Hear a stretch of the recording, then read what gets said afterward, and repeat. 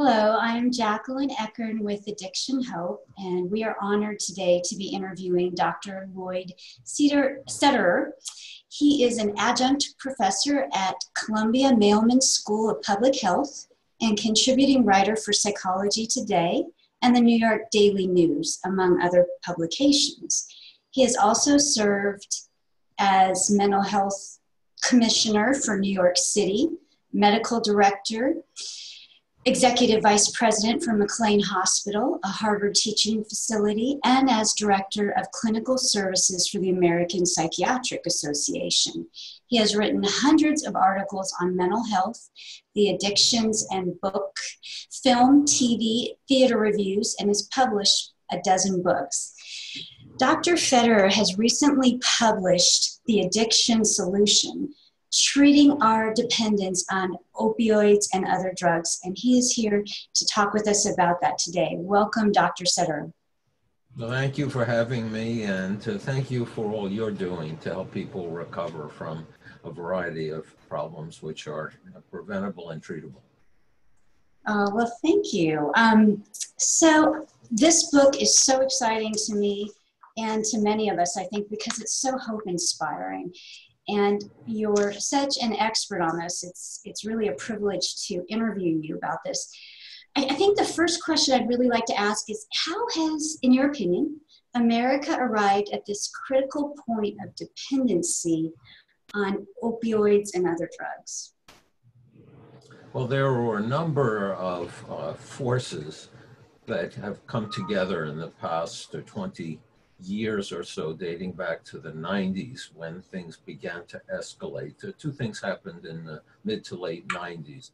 First, a drug that was used for terminal cancer patients for their pain, OxyContin, was marketed improperly by the company, the pharma company, Purdue, as a solution to any type of pain, not just serious cancer pain, but any pain that ailed a human being. And they promoted it as absent of having any addicting properties, which of course is false. The other thing that happened was that the American Pain Society started to create a standard by which doctors and hospitals had to use a pain scale, 0 to 10, with smiley or unhappy faces, by which patients reported the degree to which pain they were, the pain that they were having. And so automatically then doctors were presented with 8s and 9s out of 10. And what were they going to do in the 8 or 9 minutes that they had with a patient? What was a patient likely to do, if you referred them for physical therapy or acupuncture? Mostly they had an immediate solution before them. They had a prescription pad and they had $200 million worth of marketing telling them that the answer to pain was OxyContin. Those were two forces. Then over time, also came into play were a variety of what are called social forces, social determinants of health and mental health. And most recently, this was summarized by a couple of economists at Princeton, Deaton and Case, and they called it death by despair. And they identified that the now at-risk population was not what we had heretofore thought of, inner city, people of color, poor people. They were white, middle Americans. They were high school educated. They were in their 30s and 40s and having done manual labor and construction and other kinds of activities, they had all kinds of back and musculoskeletal pain. And they were losing their jobs. And there were no prospects for them and very few prospects for their children. And that was called deaths by despair. They were the hungriest for some solution to their psychic and physical pain, and that was OxyContin. So you had all of these things beginning to develop over time, and the epidemic started to take off. That's a really nice summary. Thank you. So with pain, leading toward addiction. What can you say about pain management in today's world and addiction? How do we proceed? Well, it's important to make a distinction between acute pain and chronic pain. And my field and medical doctors are now appreciating that there's a big difference if you fall and break your ankle, or if you're having a wisdom tooth taken out, that you're going to appropriately have some acute pain, and it's very short-lived. And previously, that acute pain was managed, if you will, by OxyContin, Vicodin, with prescriptions for a month or more.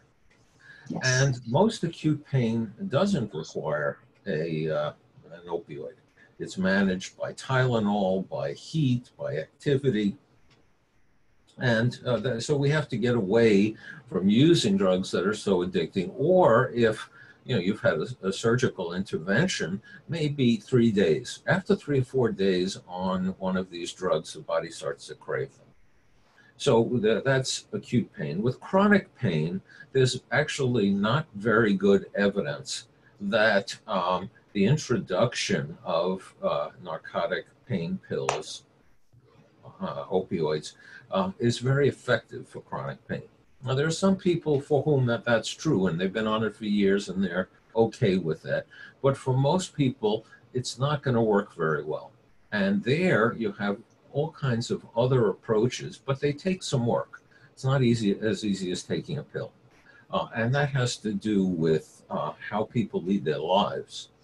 That this is about whether they're doing some activity that helps actually loosen the joints, whether they've been prescribed physical therapy, whether they're obtaining acupuncture, whether they're using non-opioid analgesics like acetaminophen or ibuprofen, and also a variety, and I'm sure you're very familiar with these and do them at your centers, a variety of what are called mind-body activities. These are amazingly helpful in terms of helping people quiet themselves. Yoga, meditation, mindfulness, yogic or slow breathing. So you put these all together, and there really is a set of solutions. Take some work, but they are the alternative to opioids. Well, that was an excellent summary of that. So is there research that is conclusive that we can see that pain is significantly decreased by these other activities like acupuncture, mind-body activities, in replacement of medication? Is there a control study on that? What a great question. No. For one thing, we're just getting around to this because we're just starting to not prescribe opioids. The other is that most studies, controlled studies, are funded by pharmaceutical companies. So you can ask yourself, and your viewers can ask themselves, do you think a pharmaceutical company is going to do a head-to-head study of their drug against a variety of non-drug interventions? So maybe the feds will get around to this, but it doesn't seem likely in the next 3 years. Okay. So in the book, I've heard it described as a transformative book, and that you actually address character underlying issues with addiction. Can you tell us about that? Yes, well, the premise of the book is that the biggest problem with psychoactive drugs, opioids, amphetamines, tobacco, alcohol, the biggest problem with these drugs is that they're so immediately and powerfully effective. They work. And that's the reason that there's not a society on earth. You look anywhere, the whole world's population is in cultures that use intoxicants. These work.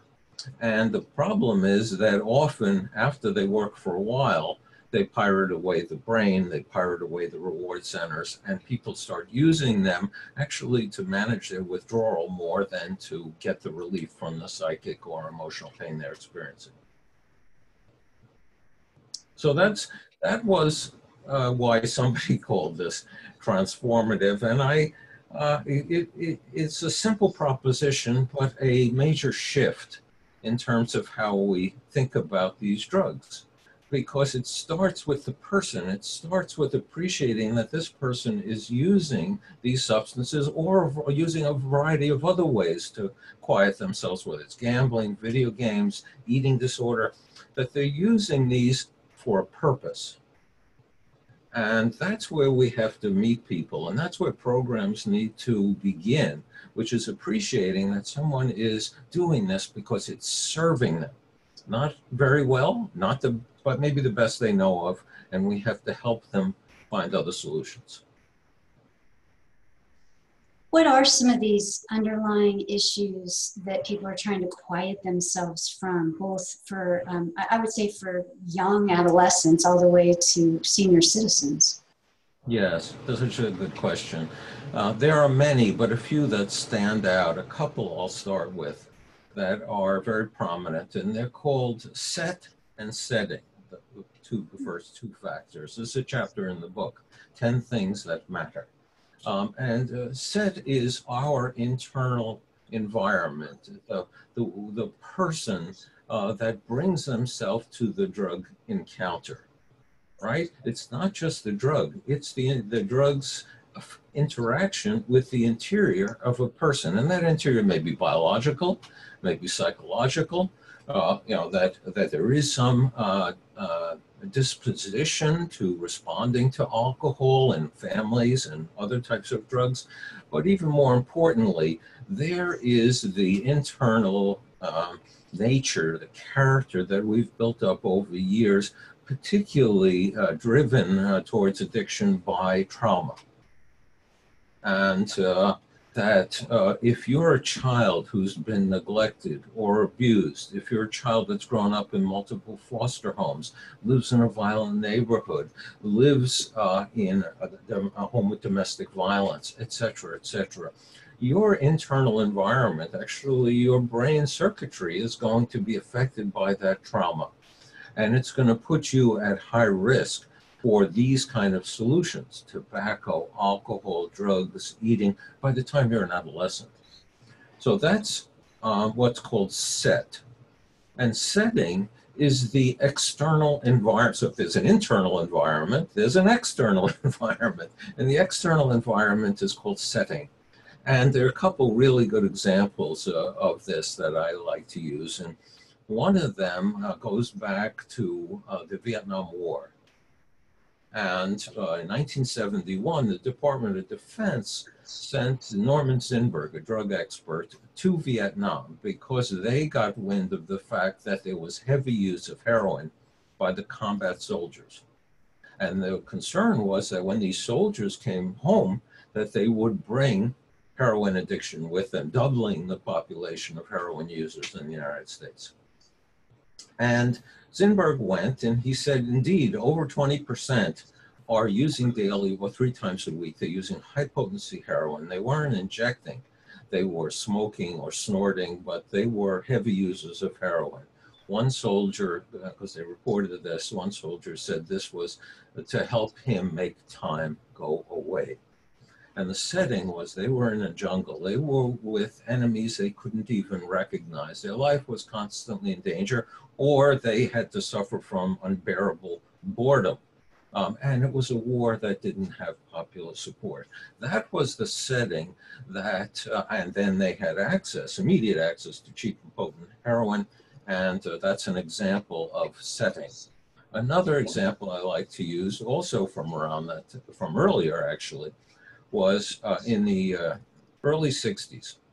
And I was in college then, I saw this happening. There were frequent admissions to emergency rooms in large cities of young people on bad trips, on LSD bad trips.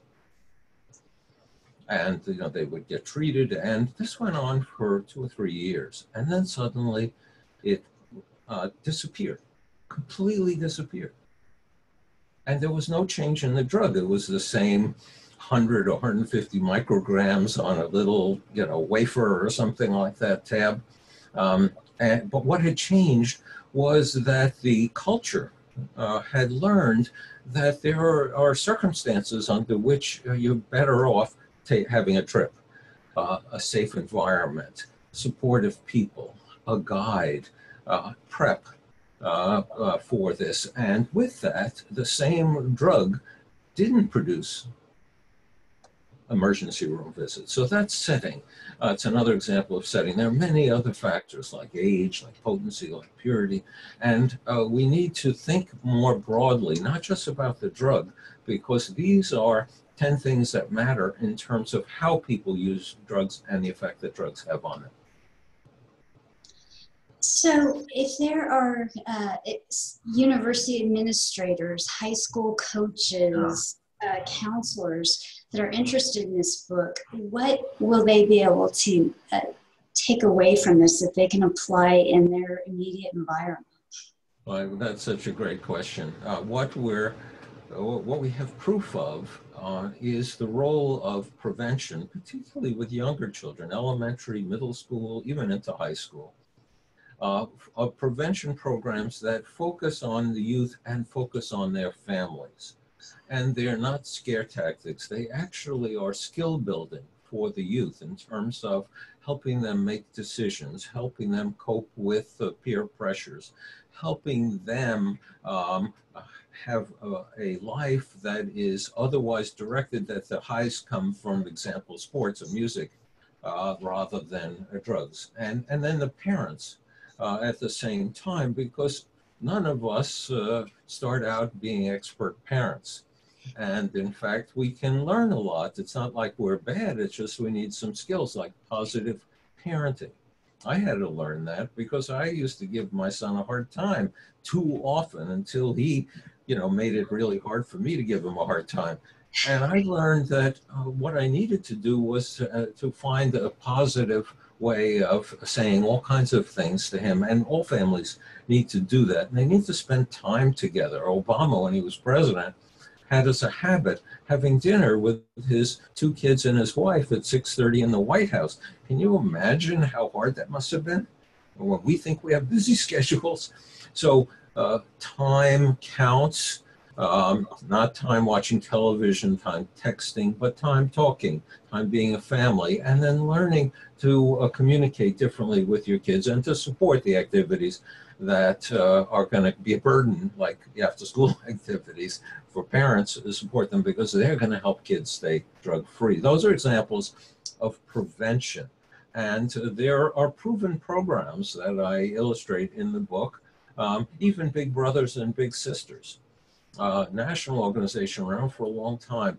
Positive role modeling makes a difference in terms of helping young people move towards the light rather than towards the darkness. So these are important ways by which we can make a difference. For those people who wind up, early on starting to use substances, what we need to do in schools and in family practices, pediatric settings, is screen for problem alcohol and drug use. And there are simple screens that do this, that we have identified that work. And but there, a lot of schools are reluctant to do this, maybe for good reason. What happens if the screen is positive? What do they have to do? What kind of services can they get for their kids? But absolutely, I'm a public health doctor, as you know, what we know is with any condition, any persistent condition, the sooner that it's identified, the sooner that somebody gets some help, the more likely they're going to recover. And that's why the screening and detection in youth, in settings where the kids are, not in drug treatment settings, because that's later on, is a way of identifying problems and intervening early. So there's a lot that has been shown to work. We're just not doing enough of it. Are these self-reporting screening mechanisms, or are they interview where the evaluation? They can be both. It's a great question. What we actually know is that self-reports can often result in more truthful information. I did not know. That it may be, if I'm somebody filling out a simple form with 6 or 8 questions, check boxes, it might be easier for me to admit to something than looking you in the eye and saying, I got drunk 5 times last week. Right. Right. Well, that is really interesting. I never knew that because my own personal experiences when I'm self-reporting, I have a tendency to want to report when you check in at your doctor's, like make myself look good. And I have to say, wait a minute, we're on the same side of the table. We got to share exactly what's going on. That is the point. And younger people seem more uh, willing, free to do that. But there are also good, simple questions that can be asked of youth. For example, have any of your friends been drunk or driven drunk or high in the past week? Because you know that that degree of proximity means that they're likely as well. So it's actually not a direct question. You can ask as a second question whether they have, but the entree is that they may be more likely to acknowledge that someone else has rather than themselves. Oh, that is a great idea for parents to consider, that kind of questioning, a little bit indirect. So this is such a hopeful book, and historically, at least in the recent history, we've been punitive with the war on drugs. And could you talk about what your experience of the war on drugs has been, and what you're seeking to, I don't know, transcend the process to that you outline in the book? Yeah, thank you for bringing that up. It was Nixon who introduced the term the war on drugs, but he wasn't by any way means the first to go after trying to control the production, distribution of drugs. Probably the best example of about 100 years ago was Prohibition. So as a nation, we tried to cut off the supply of alcohol. And what was the results from that? It just did not work, but it did create one enduring organization that grew, mushroomed at that time, organized crime. So we got organized crime from Prohibition. And in fact, that's what happens when the more you make drugs inaccessible, the more there's a black market, the more there are cartels, the more there is organized crime. So control has never worked. Nixon and Reagan after him, they were interested in burning fields in South America, border interdiction, arresting drug dealers. And in fact, in the Reagan years and subsequently, our federal prisons were filled with over 2 million people, the highest incarceration rate in the world, and a good portion of them were arrested for nonviolent possession of marijuana, right? And then there was this whole thing, get tough, maximum sentences, put people away for 25 years for having an ounce or two of marijuana. And of course, when you look at the demographics of who was imprisoned, these were people of color, these were people who were poor, these were people who couldn't afford bail or good lawyers. So it has a racist tone to it as well. It's punitive, it's ineffective, it's racist, and that's the war on drugs. And unfortunately, there is a rediscovery of this idea that's going on in Washington now with the idea that we should execute drug dealers or we should arrest people with possession of marijuana in states that have it legal because it's federally illegal, and then prosecute them to the maximum, give them maximum sentences. This is so deeply unjust and ineffective. Doesn't work. Yeah. So the punitive theory continues on. And I know President Trump has stated, declared it a national emergency. I believe also the Center for Disease Control has called the opioid use in America epidemic. Right, and the CDC called it an epidemic before this administration. Okay. And the president declared it a public health emergency, which is different from a federal emergency.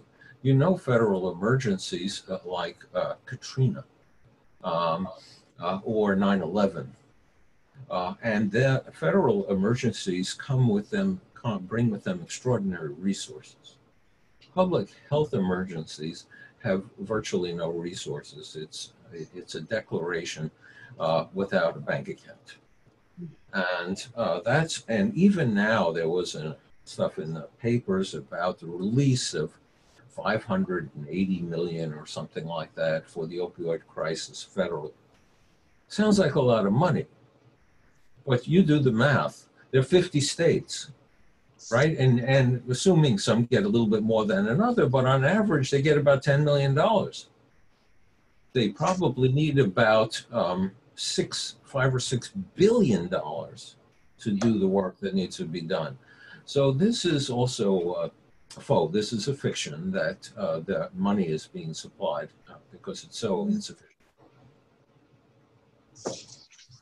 Are there solutions with the private sector funding some of this? If we went to the pharmaceuticals, and is any of that kind of creative out-of-the-box stuff happening?